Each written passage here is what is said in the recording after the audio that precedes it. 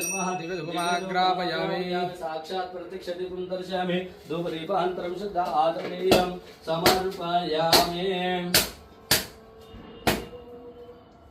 आतु सत्यं द्वर्तेन सिञ्चामि अमृतमस्तु अमृतोपस्त्रमस्य अवतरार्थे कदलीफलसहित नारिकेलफलमहानैवेद्यं